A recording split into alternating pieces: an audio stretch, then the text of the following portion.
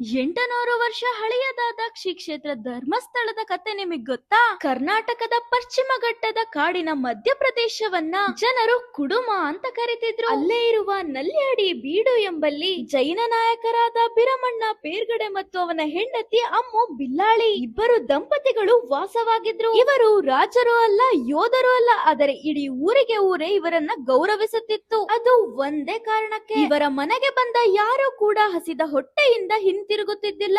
ಒಂದು ಭೀಕರ ಮಳೆಯ ರಾತ್ರಿ 4 ಜನ ಅಪರಿಚಿತರು ಅವರ ಮನೆಯ ಬಾಗಿಲಿಗೆ ಬಂದ್ರು.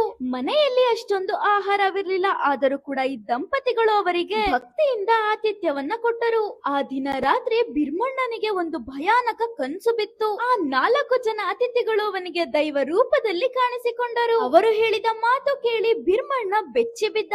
ನೀನು ನಿನ್ನ ಮನೆಯನ್ನೇ ಬಿಟ್ಟು ಇಡೀ ನಿನ್ನ ಜೀವನವನ್ನು ಧರ್ಮಕ್ಕಾಗಿ ಅರ್ಪಿಸು ಎಂದರು. ಅವರು ಒಂದು ಪವಿತ್ರವಾದ ಜಾಗವನ್ನ ಹುಡುಕ್ತಿದ್ರು, ಎಲ್ಲಿ ಧರ್ಮ ಶಾಶ್ವತವಾಗಿ ಉಳಿಯುವಂತಹ ಜಾಗ. ಬಿರ್ಮಣ್ಣ ಒಂದು ಪ್ರಶ್ನೆ ಕೂಡ ಕೇಳದೆ ಮರುದಿನವೇ ತನ್ನ ಮನೆಯನ್ನ ಖಾಲಿ ಮಾಡಿ ಅದನ್ನೇ ದೈವಗಳ ಪೂಜಾ ಸ್ಥಳವಾಗಿ ಮಾಡಿದ. ಮತ್ತೆ ಆ 4 ದೈವಗಳು ಕನಸಿನಲ್ಲಿ ಬಂದು ಹೇಳಿದ್ದು, 4 ದೈವಗಳ ಶಕ್ತಿಶಾಲಿ ದೇವಸ್ಥಾನಗಳನ್ನ ಕಟ್ಟು ಅಂತ. ಅಷ್ಟೇ ಅಲ್ಲ, ಅವರು ಹೇಳಿದ್ದು ನಿನ್ನ ಕುಟುಂಬ ಈ ಪವಿತ್ರವಾದ ಕ್ಷೇತ್ರವನ್ನ ಪೀಳಿಗೆಗಳ ಮುಖಾಂತರ ಕಾಪಾಡುತ್ತೆ ಅಂತ. ಈ ಪುಣ್ಯ ಕ್ಷೇತ್ರ ಇಡೀ ಜಗತ್ತಿಗೆ ಪ್ರಸಿದ್ಧವಾಗುತ್ತೆ ಅಂತ ಆಶೀರ್ವದಿಸಿದರು. ಈ ಚಿಕ್ಕ ಕಾಡಿನಲ್ಲಿ ಇದ್ದ ಹಳ್ಳಿ ಮುಂದೆ ಜಗತ್ತಿನ ಪವಿತ್ರ ಕ್ಷೇತ್ರವಾದ ಧರ್ಮಸ್ಥಳವಾಗುತ್ತೆ. ಅಷ್ಟಕ್ಕೂ ಧರ್ಮಸ್ಥಳದಲ್ಲಿ ಈ ಲಿಂಗು ಹೇಗೆ ಬಂತು? ಇದನ್ನ ಪ್ರತಿಷ್ಠಾಪಿಸಿದವರು ಯಾರು ಅಂತ ಗೊತ್ತಾಗ್ಬೇಕಾ? ಪಾರ್ಟ್ 2 ನ ಚೆಕ್ ಮಾಡಿ, ಹಾಗೆ ಕಮೆಂಟ್ ಮಾಡಿ, ಫಾಲೋ ಮಾಡೋದನ್ನ ಮರಿಬೇಡಿ.